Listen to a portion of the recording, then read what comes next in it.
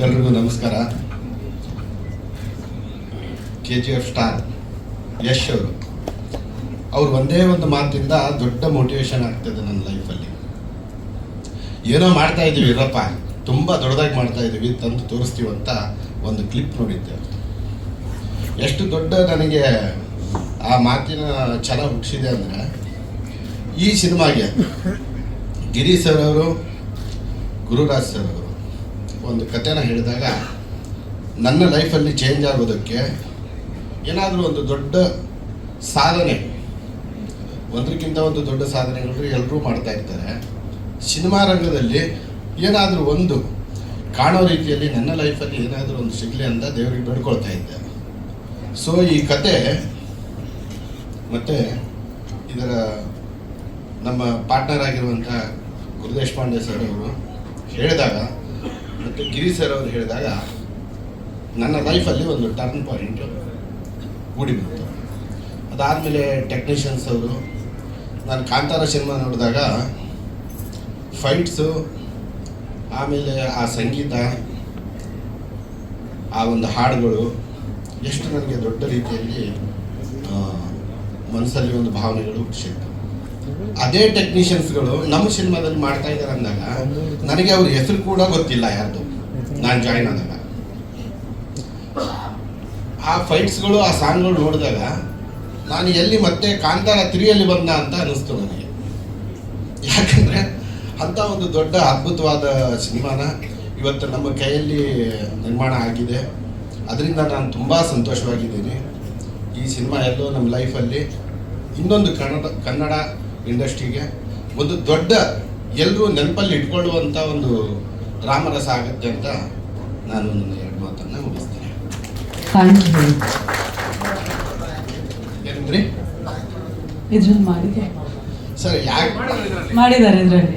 ಹೇಳ್ತೀನಿ. ಅದು ಈಗ ನಾನು ಹೀರೋ ಆಗ್ಬೇಕಂತಾನೆ ಬಂದೆ ಅಲ್ಲ ಸರ್, ಹೀರೋ ಆಗ್ಬೇಕಂತಾನೆ ಬಂದೆ.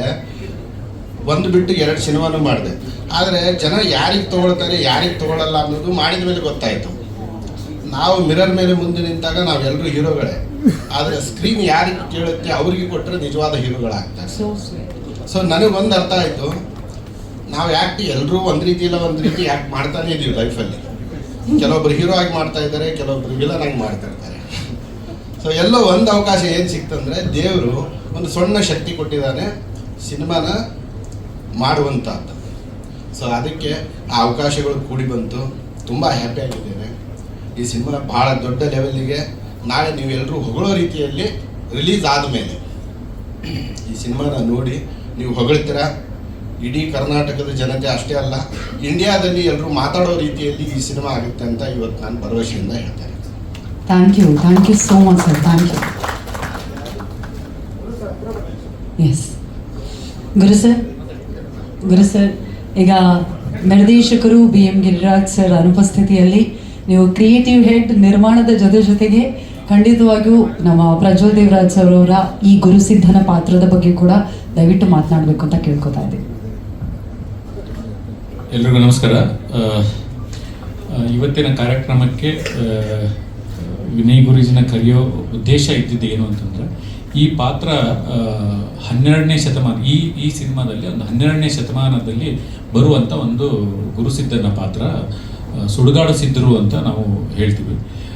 ಅವರು ಜಂಗಮರು, ಊರೂರು ಸುತ್ತಾಡಿ ಕಷ್ಟದಲ್ಲಿರೋರಿಗೆ ಔಷಧಿಗಳನ್ನು ಮಾಡಿಕೊಡ್ತಾ ಮತ್ತು ಹಾಡಿಕೊಂಡು ನಗಿಸ್ಕೊಂಡು ಆ ಜನಾಂಗದ ಒಂದು ತುಂಬ ದೊಡ್ಡ ಇತಿಹಾಸನೇ ಇದೆ. ಆ ಇತಿಹಾಸನ ರಿವೀಲ್ ಮಾಡಬೇಕು ಅಂತಂದರೆ ಆ ಪದ್ಧತಿ ಮತ್ತು ಅದನ್ನೆಲ್ಲ ಗೊತ್ತಿರೋರು ಮತ್ತು ಅದಕ್ಕೆ ಒಂದು ಶಕ್ತಿ ಆಗಿ ಇವತ್ತು ಕರ್ನಾಟಕದಲ್ಲಿ ಪ್ರತಿಯೊಬ್ಬರಿಗೂ ಅವಧೂತರು ಅಂದರೆ ನಮ್ಮ ವಿನಯ್ ಗುರೂಜಿ ಅಂತಲೇ ನಾವು ಹೇಳ್ತೀವಿ. ಅದಕ್ಕೆ ಅವರೇ ಬಂದು ಈ ಪಾತ್ರನ ರಿವೀಲ್ ಮಾಡಬೇಕು ಅನ್ನೋದು ಉದ್ದೇಶ ಆಗಿತ್ತು. ಆಗಲೇ ಹೇಳೋದಕ್ಕೆ ತುಂಬ ಸುತ್ತಾಡಿದ್ದೀನಿ ಅವ್ರನ್ನ ಇಲ್ಲಿ ಕರ್ಕೊಂಡ್ಬರೋದಕ್ಕೆ. ಆದರೆ ಅದನ್ನು ಮೀರಿ ಅವರು ನಮ್ಮ ಮೇಲಿರೋ ಪ್ರೀತಿಗೆ ಮತ್ತು ಪ್ರಜುಬ್ರೋ ಮೇಲಿರೋ ಪ್ರೀತಿಗೆ, ಅವ್ರ ಫ್ಯಾಮಿಲಿ ಮೇಲಿರೋ ಪ್ರೀತಿಗೆ ಗುರೂಜಿ ಬಂದಿದ್ದಾರೆ. ಅವರಿಗೆ ಹೃದಯಪೂರ್ವಕ ಧನ್ಯವಾದಗಳು. ಮತ್ತು ನಾನು ಅದನ್ನು ಕರೆಸಿರೋದು ನನ್ನ ಪರ್ಸ್ನಲ್ದು ಒಂದಿದೆ, ಅದು ಸಣ್ಣದಾಗಿ ಆಮೇಲೆ ನಾನು ಹೇಳ್ತೀನಿ. ಡೈರೆಕ್ಟರ್ ಗಿರಿರಾಜ್ ಅವರು, ಗಿರಿ ಸರ್ ಜೊತೆ ನಾನು ಆಲ್ಮೋಸ್ಟ್ 2-3 ಸ್ಕ್ರಿಪ್ಟ್ಗಳಲ್ಲಿ ನಾವು ಕೆಲಸ ಮಾಡಿದ್ದೀವಿ. ಜಡೇಶ್ ಹೇಳ್ದಂಗೆ ಮತ್ತು ಪುನಿ ರಂಗಸ್ವಾಮಿ ಹೇಳ್ದಂಗೆ ನಾವು ಸೇರೋದೇ ರೈಟರ್ಸ್ ಜೊತೆಗೆ ನಾವು ಸೇರೋದು. ಅಂದರೆ ಏನಾದರೂ ಒಂದು ಸ್ಕ್ರಿಪ್ಟ್ ನನಗೆ ಐಡಿಯಾ ಬಂತು ಅಂತಂದರೆ ಕರೆದು ಒಂದು 4 ಜನಕ್ಕೆ ಡಿಸ್ಕಷನ್ ಮಾಡಿದ್ರೇ ನನಗೆ ಸಮಾಧಾನ ಆಗೋದು. ಆವಾಗ ಗಿರಿ ಸರ್ ಜೊತೆಗೆ ನಾನು ಒಂದು 2-3 ಸ್ಕ್ರಿಪ್ಟ್ಗಳನ್ನು ನಾವು ಡಿಸ್ಕಷನ್ ಮಾಡಿದೆ. ನಾನು ಬೇರೆ ಬೇರೆ ಬೇರೆ ಬೇರೆ ನನ್ನ ಕಥೆನ ಅವರಿಗೆ ಸ್ಕ್ರೀನ್ ಪ್ಲೇ ಮಾಡೋಕ್ಕೆ ಕೊಟ್ಟಾಗ 2-3 ಕಥೆಗಳನ್ನು ಡಿಸ್ಕಷನ್ ಮಾಡಿದಾಗ ಅವರು ಪದೇ ಮತ್ತು ನನ್ನ ರುದ್ರತಾಂಡವ ಸಿನಿಮಾದಿಂದ ಅವರು ನನಗೆ ಪರಿಚಯ, ಅದರಲ್ಲಿ ಆ್ಯಕ್ಟ್ ಮಾಡಿದ್ದಾರೆ ಮತ್ತು ನಮ್ಮ ಜಿ ಅಕಾಡೆಮಿಗೆ ಅವರು ಫ್ಯಾಕಲ್ಟಿಯಾಗಿ ಬರ್ತಾಯಿದ್ರು. ತುಂಬ ಆತ್ಮೀಯತೆ ಅಲ್ಲಿಂದ ಬೆಳೆದು ಒಂದು ಸಿನಿಮಾ ಮಾಡೋಣ ಇಬ್ಬರು ಅಂತ. ಯಾಕಂದರೆ ಗಿರಿರಾಜ್ ಅವ್ರ ಹತ್ರ ಎಷ್ಟು ಸ್ಟ್ರೆಂತ್ ಇದೆ ಅಂದರೆ ನಮ್ಮ ಕನ್ನಡ ಚಿತ್ರರಂಗ ಇನ್ನೂ ಅವ್ರನ್ನ ಬಳಸ್ಕೊಂಡಿಲ್ಲ ಅನ್ನೋದೇ ನನ್ನ ಅನಿಸಿಕೆ. ಆ್ಯಕ್ಚುಲಿ ಅಷ್ಟು ಅವರ ಬರವಣಿಗೆ ಮತ್ತು ಅವ್ರ ಓದು ಅಷ್ಟು ಇದೆ ಅವರಿಗೆ. ಅದು ಕನ್ನಡ ಚಿತ್ರರಂಗ ಬಳಸ್ಕೊಳ್ಳೋದೇ ಇದ್ದರೆ ಅದು ನಮ್ಮದೇ ಏನು ಫೇಲ್ಯೂರ್ ಆ್ಯಕ್ಚುಲಿ. ಯಾಕೆಂದರೆ ಆ ಥರ ರೈಟರ್ಸ್ ಕನ್ನಡದಲ್ಲಿ ತುಂಬ ಜನ ಇದ್ದಾರೆ. ನಾವು ಹೇಳ್ತೀವಿ ಮಲಯಾಳಮಲ್ಲಿ ಕಂಟೆಂಟ್ ಓರಿಯೆಂಟೆಡ್ ಸಿನಿಮಾಗಳು ಬರ್ತವೆ, ತಮಿಳಲ್ಲಿ ಕಂಟೆಂಟ್ ಓರಿಯೆಂಟೆಡ್, ಆದರೆ ಇಲ್ಲಿರೋ ರೈಟರ್ಸ್ಗಳನ್ನು ಕರೆಕ್ಟಾಗಿ ನಾವು ಬಳಸ್ಕೊಳ್ತಾ ಇಲ್ಲ ಅನ್ನೋದೇ ನನಗನ್ಸೋದು. ಯಾಕೆಂದರೆ ರಾಮರಸ ನೀವು ನೋಡಿದ ಮೇಲೆ ಗೊತ್ತಾಯಿತು. ನನ್ನ ಜೊತೆ ಜಡೇಶ್ ಜೆಂಟ್ಲ್ಮನಲ್ಲಿ ಕೆಲಸ ಮಾಡಿದ್ದಾರೆ, ಅದಾದಮೇಲೆ ಅವರು ಕಾಟೇರಗೆ ಕತೆ ಬರೆದ್ರು. ಪುನೀತಾರೆ ನನ್ನ ಜೊತೆ ಕೆಲಸ ಮಾಡಿದ್ದಾರೆ, ಅವರು ಇವಾಗ ಏಳುಮಲೆ ಅಂತ ಸಿನಿಮಾ ಮಾಡಿದರು. ಮತ್ತು ಇವಾಗ ನನ್ನ ಜೊತೆಗೆ ಟ್ರಾವೆಲ್ ಮಾಡ್ತಾ ಇರುವಂಥ ರಾಘವೇಂದ್ರ ನಾಯಕ್ ಅವ್ರನ್ನ ನೋಡ್ತಾ ಇದ್ದೀರಾ. ಇದು ಎಲ್ಲ ರೈಟರ್ಸ್ ತಂಡ ಏನು ಅಂದರೆ ಇಲ್ಲಿ ಶಕ್ತಿ ಇರುವಂಥ ಮತ್ತು ಟ್ಯಾಲೆಂಟ್ ಇರುವಂಥ ತುಂಬ ಓದ್ಕೊಂಡಿರುವಂಥ ರೈಟರ್ಸ್ ಇದ್ದಾರೆ. ಅವ್ರನ್ನ ನಾವು ಗುರುತಿಸಿ ಅವ್ರಿಗೆ ಒಂದು ಸಿನಿಮಾಗಳು ಮಾಡಿದಾಗ ಜಡೇಶ್ ಥರ, ಪುನೀತ್ ರಂಗಸ್ವಾಮಿ ಥರ ಮತ್ತು ನಮ್ಮ ಗಿರಿರಾಜ್ ಥರ ಹೊಸ ಥರದ ಸಿನಿಮಾಗಳನ್ನು ಹುಟ್ಟು ಹಾಕೋ ರೈಟರ್ಸ್ ನಮ್ಮಲ್ಲೂ ಇದ್ದಾರೆ ಗ್ಯಾರಂಟಿ. ಅದನ್ನು ನಾವು ರೈಟರ್ಸ್ನ ಬೆಳೆಸೋವಂಥ ಪದ್ಧತಿನ ಶುರು ಮಾಡಬೇಕು. ಅದನ್ನು ದಯವಿಟ್ಟು ನನ್ನ ಜೊತೆಗೆ ಎಲ್ಲರೂ ಸೇರ್ಕೊಳ್ಳಿ. ನಾನು ಒಬ್ಬನೇ ಸೇರ್ಕೊಂಡ್ರಾಗಲ್ಲ. ನನ್ನ ಜೊತೆಗೆ ಇವಾಗ ಜಡೇಶ್ ಬಂದ್ಬಿಟ್ಟು ಇನ್ನೊಬ್ಬ ರೈಟರ್ಗೆ ಕತೆ ಡೈರೆಕ್ಷನ್ ಕೊಟ್ಟು ಸಿನಿಮಾ ಮಾಡಿಸ್ತಾ ಇದ್ದಾರೆ. ಅದಕ್ಕೂ ಒಳ್ಳೆಯದಾಗಲಿ. ಇಲ್ಲಿ ಬಂದಿರುವಂಥ ನನ್ನ ಗೆಸ್ಟ್, ಇಂಡಸ್ಟ್ರಿಯ ಎಲ್ಲ ಗೆಸ್ಟ್ಗಳಿಗೂ ಥ್ಯಾಂಕ್ಸ್ ಹೇಳ್ತೀನಿ. ನನ್ನ ಒಂದು ಕರೆಗೆ ಫೋನ್ ಕಾಲಲ್ಲೇ ಕರೆದಿದ್ದಕ್ಕೆ ಎಲ್ಲರೂ ಬಂದರು, ಎಲ್ರಿಗೂ ಧನ್ಯವಾದಗಳು. ಪ್ರಜ್ಜುಬ್ರೋ ಬಗ್ಗೆ ಹೇಳಬೇಕಂದ್ರೆ ನಾನು ಆಗಲೇ ಹೇಳಿದ್ದೀನಿ. ಅಂದರೆ ಈ ಪಾತ್ರ 12ನೇ ಶತಮಾನದ್ದು ಮತ್ತು ನನಗೆ ಈ ಪಾತ್ರಕ್ಕೆ ಪ್ರಜ್ಜುಬ್ರೋನೇ ಯಾಕೆ ಬೇಕು ಅಂತ ಅನ್ನಿಸ್ತಂತಂದರೆ ಜೆಂಟ್ಲ್ಮ್ಯಾನಲ್ಲಿ ಅವರು ತೋರಿಸಿರುವಂಥ ಡೆಡಿಕೇಶನ್. ಅದರಲ್ಲಿ 24 hours ನಮ್ಮ ಜಡೇಶ್ ಮೋಸ್ಟ್ಲಿ 24 hours ಒಂದು 6 ದಿನ 7 ದಿನ ಶೂಟಿಂಗ್ ಮಾಡಿದ್ದಾರೆ. ಅಷ್ಟು ಹಾರ್ಡ್ ವರ್ಕ್ ಮತ್ತು ಅಷ್ಟು ಪೇಷನ್ಸ್ ಇರೋ ನಟನ್ನ ನಾನು ಇಲ್ಲಿವರೆಗೂ ನೋಡೇ ಇಲ್ಲ, ನಿಜ ಹೇಳ್ತಾ ಇದ್ದೀನಿ. ಅಷ್ಟು ಪೇಷನ್ಸು. ಇದರಲ್ಲಿ ಒಂದು ಬೆಟ್ಟ ಯಾವುದು ಮಹೇಶ್, ಯಾವುದದು ಅದೆಲ್ಲ ಬೆಟ್ಟ ಇದರಲ್ಲಿ ಗುಡಿಬಂಡೆ ಬೆಟ್ಟ ಹತ್ತಬೇಕು.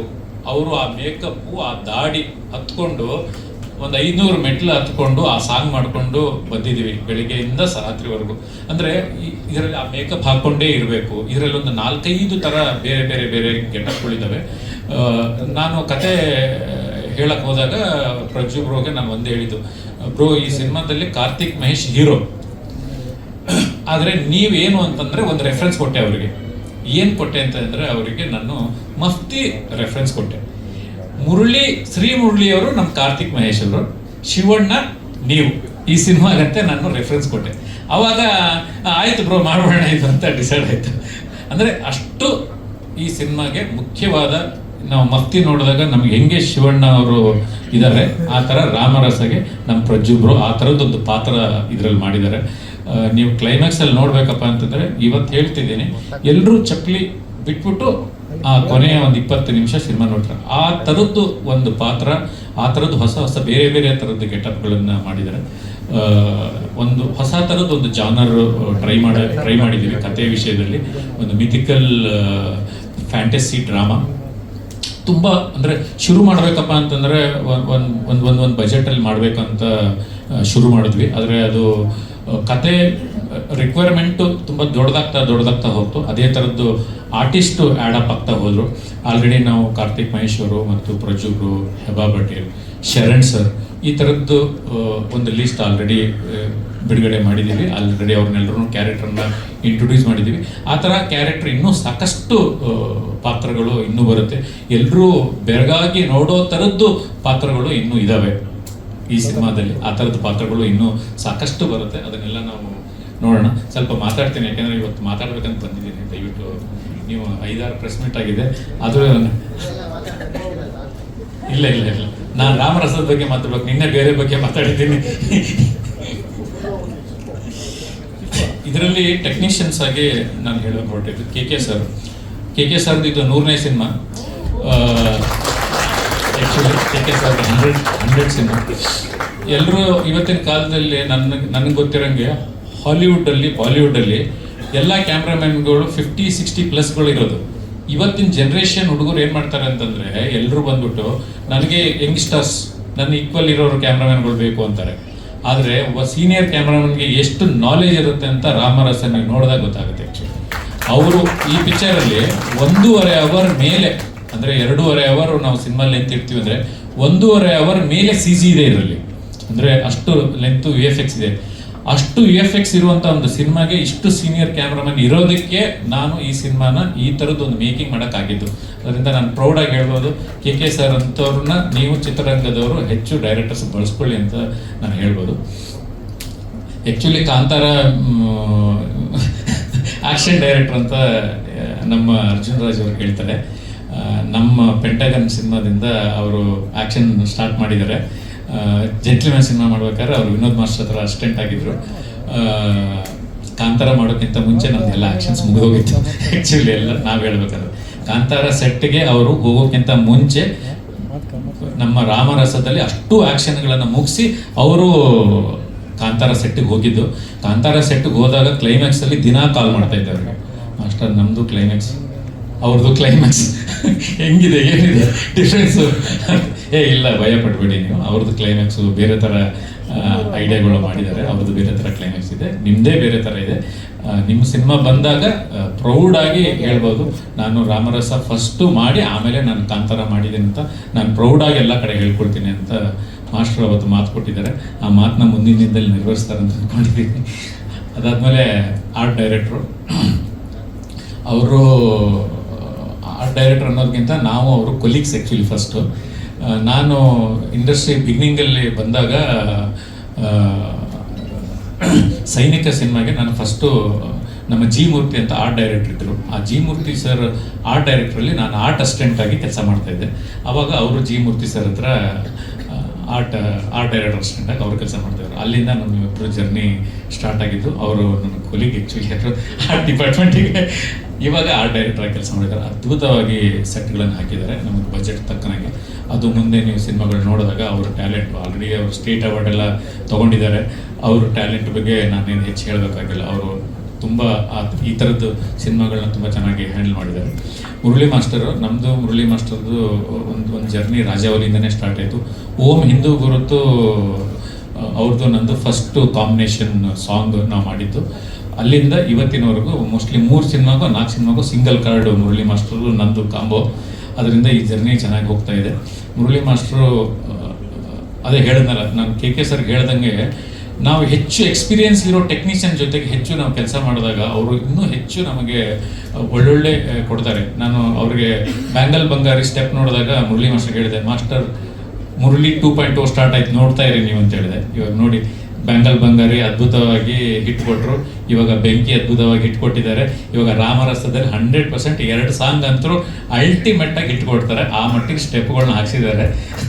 ಅಲ್ಟಿಮೇಟ್ ಆಗಿರುತ್ತೆ ಮುರಳಿ ಮಾಸ್ಟರ್ ಟ್ಯಾಲೆಂಟ್.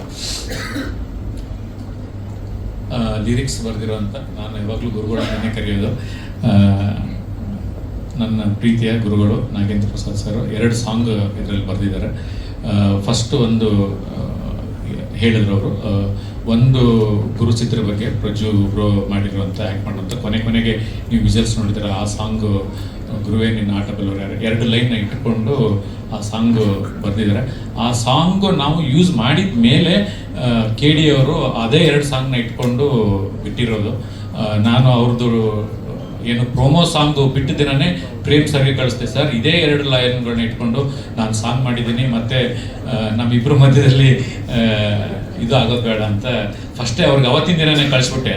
ಅದರಿಂದ ಇದು ಜಾನಪದ ಸಾಂಗ್ ಆಗಿರೋದ್ರಿಂದ ಯಾರು ಯಾವ ಲೈನ್ ಬೇಕಾದ್ರೂ ಯೂಸ್ ಮಾಡ್ಕೋಬೋದು, ಅದೇನೋ ಸಮಸ್ಯೆನೇ ಇಲ್ಲ ಅಂತ ಹೇಳಿದಾಗ ನಾವು 2 ಲೈನ್ ಇಟ್ಕೊಂಡು ಇನ್ನು ಮಿಕ್ಕಿದ್ದನ್ನು ಬೇರೆಯೇ ಅದ್ಭುತವಾಗಿ ಬರೆದಿದ್ದಾರೆ.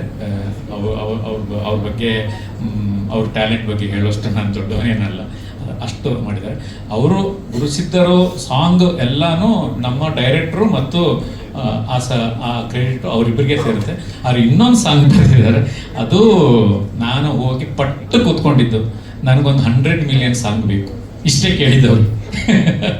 ನನಗೆ ಏನೂ ರೀಸನ್ ಇಲ್ಲ, ಅದ್ಭುತವಾದಂಥ ಒಂದು ಟ್ಯೂನ್ ತಂದಿದ್ದೀನಿ, ಇದು 100 ಮಿಲಿಯನ್ ಓಡಲೇಬೇಕು. ಜೆಂಟಲ್ಮೆನ್ನಲ್ಲಿ ನಾವು ಹೆಂಗೆ ಮರಳಿ ಮನಸ್ಸಾಗಿದೆ ಆಗಿದೆ, ಅದೇ ಥರದ್ದು ಒಂದು 100 ಮಿಲಿಯನ್ ಸಾಂಗ್ ನೀವು ಬರೆದು ಕೊಡಬೇಕು. ಅದಾದಮೇಲೆ ಅವಾಗ ರೀಸೆಂಟಾಗಿ ಅವರು ಕೃಷ್ಣ ಬಣಿಯ ಸಖಿ ಸಾಂಗ್ ಬರ್ತಿದ್ರು. ನನಗೆ ಈ ಸಾಂಗ್ ಆಗಬೇಕು ಅಂತ, ಆ ಸಾಂಗ್ ಆ ಥರ ಬರೆದು ಕೊಟ್ಟಿದ್ದಾರೆ. ದೇವರ ದಯದಿಂದ 100 ಮಿಲಿಯನ್ ಆಗಲೇಬೇಕು ಅನ್ನೋ ಆಸೆ ಆ ಸಾಂಗ್ ಮೇಲೆ ಅಷ್ಟು ಭರವಸೆ ನನಗಿದೆ. ಭರತ್ BJ ಮ್ಯೂಸಿಕ್ ಡೈರೆಕ್ಟರು ತುಂಬ ಒಳ್ಳೆಯ ಕೆಲಸ ಮಾಡಿದ್ದಾರೆ. ಅವರು ಸಾಂಗ್ಗಳು ಬಂದಾಗ ನಿಮಗೆ ಅವ್ರ ಬಗ್ಗೆ ಹೆಚ್ಚು ಗೊತ್ತಾಗುತ್ತೆ. ಅದಾದಮೇಲೆ ಏನು ಈ ಗುರು ದೇಶಪಾಂಡೆ ಇಷ್ಟು ದೊಡ್ಡ ಸಿನಿಮಾ ಮಾಡೋಕ್ಕೆ ಕಾರಣ ನಾನು ಒಬ್ಬನೇ ಅಲ್ಲ, ಇವ್ರು ಇರೋದಕ್ಕೆ ಇಷ್ಟು ದೊಡ್ಡ ಸಿನಿಮಾ ಆಗೋಕ್ಕೆ ಕಾರಣ ಇವರಿಲ್ಲ ಅಂದಿದ್ರೆ ಈ ಸಿನಿಮಾ ಮೋಸ್ಟ್ಲಿ ಅರ್ಧಕ್ಕೆ ನಿಂತು ಬಿಟ್ಟಿರೋದು, ಪೂರ್ತಿನೇ ಆಗ್ತಾ ಇರಲಿಲ್ಲ ನನ್ನ ಪ್ರಕಾರ. ಇವರು ಬಂದು ನಾನು ಹುಚ್ಚ ಅಂದರೆ ನನಗಿಂತ ದೊಡ್ಡ ಹುಚ್ಚ ಇವರು. ಅದು ಹೇಳಿದ್ರಲ್ಲ KGF ಡೈಲಾಗ್ ಹೇಳಿದ್ರಲ್ಲ, ಮಾಡಿದ್ರೆ ಅಂದೇ ಮಾಡಬೇಕು. ಯಶ್ ಅವ್ರ ಜೊತೆ ವರ್ಕ್ ಮಾಡಿ ಅವ್ರು ಹೇಳ್ತಾ ಇದ್ರು ಆ ಥರದ್ದು ಹುಚ್ಚರು ಇವರು ನನ್ನ ಜೊತೆ ಸೇರ್ಕೊಂಡಿದ್ದಾರೆ. ಆದ್ದರಿಂದ ನನಗೆ ಇದು ಸಿನಿಮಾ 10 ಕೋಟಿ 12 ಕೋಟಿ 15 ಕೋಟಿ ಅದು ದಾಟಿದೆ. ಇವಾಗ ದಾಟಿದ್ರು ಇವತ್ತು ಹೇಳ್ತಾರೆ, ಸರ್ ಹಿಂಗೆ ಮಾಡೋಣ ಸರ್, ಪ್ರೆಸ್ ಮೀಟು ಒಂದು ಇದು ಪೋಸ್ಟರ್ ಲಾಂಚ್ ಬೇಡ ಸರ್, ದೊಡ್ಡದಾಗಿ ಮಾಡೋಣ ಏನಾದರೂ ಅಂತ ಹೇಳಿ ನನ್ನ ಜೊತೆ ನಿಂತಿದ್ದಾರೆ. ನಾನು ಹುಚ್ಚ, ಅವರು ಹುಚ್ಚರಾಗಿದ್ದೀವಿ, ಆದರೆ ಸಿನಿಮಾ ಹುಚ್ಚರು ಅಷ್ಟೇ, ಬೇರೆ ಏನು ಹುಚ್ಚರಲ್ಲ. ಅದ್ರ ಜೊತೆಗೆ ನನ್ನ ಜೊತೆ ಕೆಲಸ ಮಾಡ್ತಾ ಇರುವಂಥ PRO ವೆಂಕಟೇಶ್ ಅವ್ರನ್ನ ಯಾವತ್ತೂ ಮರೆಯೋಕ್ಕಾಗೋದಿಲ್ಲ. ಪ್ರತಿ ಸತಿ ನನಗೆ ಬೆಂಬಲವಾಗಿ ನಿಂತ್ಕೊಂಡು, ನಾನು ಕರೆದಾಗೆಲ್ಲ ಸಪೋರ್ಟಿವ್ ಆಗಿ ನಿಂತ್ಕೊಂಡು, ಮೀಡಿಯಾದವ್ರನ್ನ ಕನ್ವಿನ್ಸ್ ಮಾಡಿಕೊಂಡು, ನಾವು ಹೇಳಿದ ಟೈಮು ಹೆಚ್ಚು ಕಮ್ಮಿ ಆಗ್ತಾ ಇರೋ ಟೈಮ್ಗಳು ಎಲ್ಲದಕ್ಕೂ ನನ್ನ ಜೊತೆ ಸಾಥಾಗಿ ವೆಂಕಟೇಶ್ ಅವ್ರು ನಿಂತಿದ್ದಾರೆ, ಅವರಿಗೆ ಧನ್ಯವಾದಗಳು. ಅದಾದಮೇಲೆ ಅನಿಲ್ ನನ್ನ ತಮ್ಮ, ಅವನು actually digital PRO Anil Yadav, ಅವನ ನಟ ಆ್ಯಕ್ಚುಲಿ ಈ ಸಿನಿಮಾದಲ್ಲಿ. ಆಮೇಲೆ ಡಿಜಿಟಲ್ PRO ನನ್ನ ಮಗನಿಗೆ ಹೇಳ್ತಾ ಇರ್ತೀನಿ, ಮೊದಲು ಡಿಜಿಟಲ್ PRO ಬಿಟ್ಬಿಡಲ್ಲೋ ನೀನು, ಒಳ್ಳೆ ಆ್ಯಕ್ಟರ್ ನೀನು, ಆ್ಯಕ್ಟ್ ಮಾಡ್ಕೊಂಡು ಹೋಗೋ ಅಂತೀನಿ. ಸರ್ ರಾಮರಸ ಬಂದಮೇಲೆ ಫುಲ್ ಟೈಮ್ ಆ್ಯಕ್ಟರ್ ನಾನು ಅಂತ ಹೇಳ್ತಾ ಇದ್ದೆ. ಅದರಿಂದ ಮೋಸ್ಟ್ಲಿ ರಾಮರಸ ಸಿನಿಮಾ ಆದಮೇಲೆ ಅವನ ಡಿಜಿಟಲ್ PRO ಬಿಟ್ಟು ಫುಲ್ ಟೈಮ್ ಆ್ಯಕ್ಟರ್ ಆಗಲೇಬೇಕು ಅಂತ ಡಿಸೈಡ್ ಮಾಡಿದ್ದೀನಿ. ನನ್ನ ಸಿನಿಮಾದಲ್ಲೇ ಅವನ್ನ ಹೀರೋ ಆಗಿ ಮಾಡ್ತೀನಿ, ನಮ್ಮ ಬ್ಯಾನರಲ್ಲಿ ಅವನ್ನ ಮಾಡ್ತೀನಿ, ಅದು ಗ್ಯಾರಂಟಿ. ಯಾಕೆಂದರೆ ಪ್ರತಿ ಹಂತದಲ್ಲೂ ಅವನು ನನಗೆ ಬೆಂಬಲವಾಗಿ ನಿಲ್ತಾನೆ. ಮಗ ಹಿಂಗೆ ಆಗ್ಬೇಕು, ಮಗ ಹಿಂಗೆ ಇದೇ ಸಮಸ್ಯೆ ಅಂದಾಗೂ ಬಂದು ನಿಲ್ತಾನೆ. ರಾತ್ರಿ ಹಗಲು ಏನು ನೋಡಲ್ಲ. ಬೇರೆಯವ್ರ ಹತ್ರ ಎಷ್ಟು ಪೇಮೆಂಟ್ ತೊಗೊಳ್ತಾನೆ ಗೊತ್ತಿಲ್ಲ, ನನ್ನ ಹತ್ರ ₹1 ಪೇಮೆಂಟ್ ತೊಗೊಳಲ್ಲ ಅವನು ಅಂತ.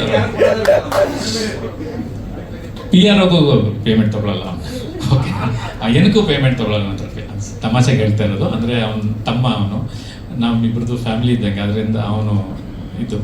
ಅದು ಬಿಟ್ಟು ಮಹೇಶ್ ಡೈರೆಕ್ಟ್ರು, ಅವನನ್ನು ಈ ಸಿನಿಮಾದಲ್ಲಿ ಮರೆಯೋಕ್ಕೆ ಸಾಧ್ಯನೇ ಇಲ್ಲ ನಾನು. ಇನ್ನೊಂದು 10 ವರ್ಷ ಆದ್ರೂ ಈ ಸಿನಿಮಾಗೆ ಏನಾದರೂ ಕೆಲಸ ಆಗ್ತಾ ಇದೆ, ಇವಾಗ ಮುಂದೆ ಹೋಗ್ತಾ ಇದೆ ಅಂತಂದರೆ ಅದು ಓನ್ಲಿ ಮಹೇಶ್ ಇಂದನೇ. ಅವನು ಜೆಂಟಲ್ಮ್ಯಾನ್ಗೆ ಅಸಿಸ್ಟೆಂಟ್ ಡೈರೆಕ್ಟರ್ ಆಗಿ ಬಂದ, ಇವಾಗ ಡೈರೆಕ್ಟರ್ ಆಗೂ ಆಗಿದ್ದಾನೆ.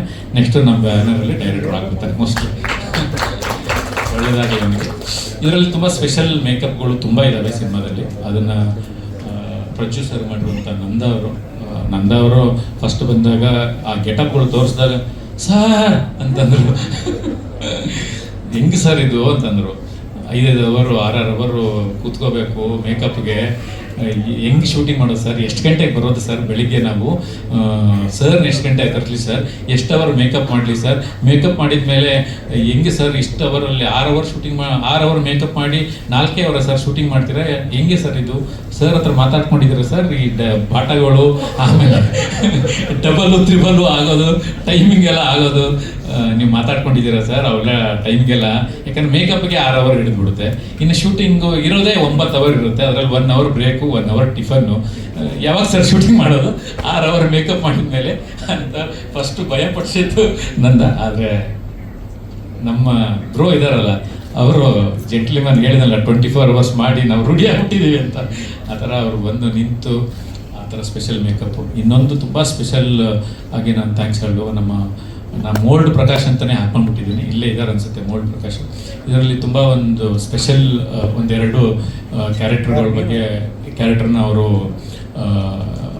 ಅದ್ಭುತವಾಗಿ ಮಾಡಿದ್ದಾರೆ.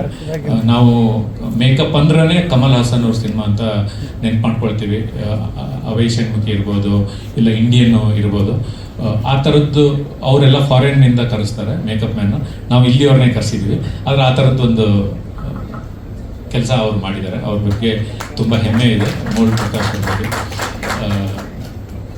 ಇದು ಟೆಕ್ನಿಷಿಯನ್ ಸುಮಾರು ಇರೋ ಇಲ್ಲ ಅವ್ರು ಮಾತಾಡಕ್ಕೆ ಹಾಂ, ಪುನೀತ್ ರಂಗಸ್ವಾಮಿ ಮೋಸ್ಟ್ಲಿ ಅವ್ರನ್ನ ರೈಟರ್ ಆಗಿ ಮಾಡಿದ್ದು ಮೋಸ್ಟ್ಲಿ ನಾನೇ ಅಂತ ಅನ್ಸುತ್ತೆ ಅವ್ರನ್ನ, ಅಲ್ವಾ ಪುನಿ ಹೋದ್ರ ಅದೇ ಅವರು ರುದ್ರತಾಂಡವದಲ್ಲಿ ಅಪ್ಪು ಸರ್ ಒಂದು ಹಾಡು ಹಾಡಿದ್ರು. ಅವನಿಗೆ ಖುಷಿ ಏನಂತಂದ್ರೆ ನನ್ನ ಹೆಸರು ಪುನೀತು, ಪುನೀತ್ ರಾಜ್ಕುಮಾರ್ ಅವರೇ ಹಾಡು ಹಾಡಿದ್ರು ಅನ್ನೋದೇ ಅವನ ಅವತ್ತಿನ ಸಂಭ್ರಮ ನೋಡಬೇಕಿತ್ತು. ಪುನೀತ್ ರಾಜ್ಕುಮಾರ್ ಅವರು ಹಾಡು ಹಾಡಕ್ಕೆ ಬಂದಾಗ ಆ ಸಾಂಗ್ ಅವತ್ತು ಅಷ್ಟು ಸಂಭ್ರಮ ಪಟ್ಟಿದ್ದ. ಅವರು ಅವತ್ತಿಂದ ಲಿರಿಕ್ ರೈಟರ್ ಆಗಿ ಅವರು ಕೆಲಸ ಮಾಡೋಕ್ಕೆ ಶುರು ಮಾಡಿದರು. ಇವತ್ತು ಡೈರೆಕ್ಟರ್ ಆಗಿದ್ದಾರೆ. ತುಂಬ ಹೆಮ್ಮೆ ಅನಿಸುತ್ತೆ. ಅವರೆಲ್ಲ ನನ್ನ ಜೊತೆಗಿದ್ದಾರೆ. ಗಣೇಶು ಅವರೆಲ್ಲ ನನ್ನ ಜೊತೆಗೆ ಇರೋದೇ ನನಗೆ ನನ್ನ ಪುಣ್ಯ, ನನಗೆ ಹೆಮ್ಮೆ ಅಂತ ಅನಿಸುತ್ತೆ. ನಾಗಾರ್ಜುನ ಶರ್ಮಾ ಅವ್ರದ್ದು ನಮ್ಮದು ಒಳ್ಳೊಳ್ಳೆ ಕಾಂಬಿನೇಷನ್ ಇದ್ದಾವೆ. ಜೆಂಟ್ಲ್ಮನ್ನಲ್ಲಿ ಮರಳಿ ಮನಸ್ಸಾಗಿದೆ ಮಾಡಿದ್ದಾರೆ, ಪಡ್ಡೆ ಹುಲಿಯಲ್ಲಿ ಒಂದು ಮಾತಲ್ಲಿ ಮಾಡಿದ್ದಾರೆ. ಅವ್ರು ನಮ್ಮಿಬ್ಬರದು ಅದ್ಭುತವಾದ ಕಾಂಬಿನೇಷನ್ ಇದೆ. ಈ ಪಿಕ್ಚರಲ್ಲೂ ನಮ್ಮ ನಾಗಾರ್ಜುನ ಶರ್ಮಾ ಅವರು ಸಾಂಗ್ ಬರೆದಿದ್ದಾರೆ. ಅವೆಲ್ಲ ಬಂದಾಗ ಸಾಂಗ್ ಬಗ್ಗೆ ನಾವು ಹೆಚ್ಚು ಮಾತಾಡೋಣ.